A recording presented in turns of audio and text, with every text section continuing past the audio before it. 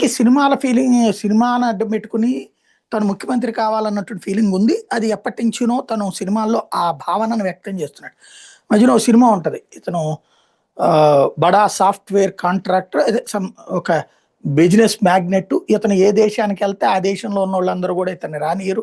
దాదాపు 20, 30 దేశాలు బ్యాన్ పెట్టినాయి. ఎందుకంటే అంత సింపుల్‌గా కొనిబడేస్తాడు. లేకపోతే వ్యాపారం లాక్కుంటాడు. లైక్ ఎలన్ మాస్క్ టైప్‌లో చూపించారు. అట్లాంటోడు మన దేశానికొస్తాడు. ఓటేయడానికొస్తాడు. ప్రతి ఏడాది ఓటేయడానికి మాత్రం వస్తాడు. అట్లా ఓటేయడానికొచ్చినప్పుడు అతని ఓటుండదు. ఏమైంది ఓటని జెప్పేసి చెక్ చేస్తే దొంగ ఓటేశారు. దాని మీద కోర్టుకి వెళ్తే ఇతనికి దొంగ ఓటు పడినందుకు గాను ఇతనికి మళ్ళీ ఓటిచ్చేందుకోసం ఆ శాసనసభ ఎన్నిక రద్దు చేయడు ఆ నియోజకవర్గం.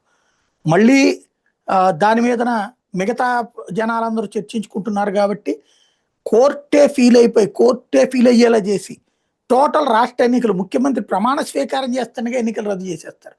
ముఖ్యమంత్రి ప్రమాణ స్వీకారం సందర్భంగా ఆ ఫోన్ రానీయకుండా ఉండడం కోసం అని చెప్పేసి అక్కడ మేనేజ్ చేస్తుంటే గవర్నర్‌కి డైరెక్ట్‌గా చీఫ్ జస్టిస్ ఫోన్ చేసేస్తాడు.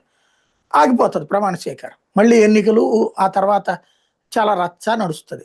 వరలక్ష్మి శరత్ కుమార్ గూడా అందులో ఏది సీఎం కూతురుగా చేసిందనమాట. అయన్నీ సినిమాల్లో బావుంటాయి. నిజ జీవితంలో ఓట్లు పోతే దిక్కేడుంది? ఏం చేయమంటావు అని అడుగుతది. అప్లై చేసుకో అంటది. బెంగాల్‌లో ఏమన్నా ఎన్నికలు ఆపేసారా? ఏమన్నా రద్దు చేసుకొచ్చారా? ఇయన్నీ డ్రామాలు నడుస్తా ఉంటాయి. ఇటిట్టే నిజమని నమ్మేస్తుంటారు పాపం అమాయక యువతరం. ఇప్పుడు అట్లాగే పాపం విజయ్ మంత్రివర్గంలో మంత్రి గారు అతి తెలివితేటలకు పోయి ఇప్పుడు దెబ్బతిన్నాడనమాట.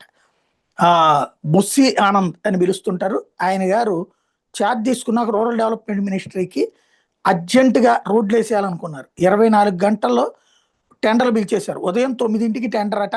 మధ్యాహ్నం 3 లోపు టెండర్‌లేసేయాలట. ఇది ఆయన పెట్టినటువంటి టెండర్ సిస్టమ్. ఆన్‌లైన్‌లోనే పెట్టాడిది. అసలది టెండర్ రూల్స్‌కే విరుద్ధం. ఉదయం 9కి పెట్టి టెండరు మధ్యాహ్నం 3కల్లా టెండర్‌లేసేయాలనేటటువంటిది. దానికి సర్టెన్ టైమ్ ఇయ్యాలి. కోర్టులకి వెళ్తే లేచిపోతుంది. ఇలాంటి అనుభవ రాహిత్యం భవిష్యత్తులో గూడా విజయ్‌ని వెంటాడబోతుంది.